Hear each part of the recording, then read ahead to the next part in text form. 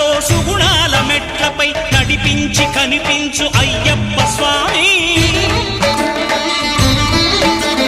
మకర సంక్రాంతి సజ్జోతివై అరుదెంచి మహిమలను చూపించు మణికంఠ స్వామి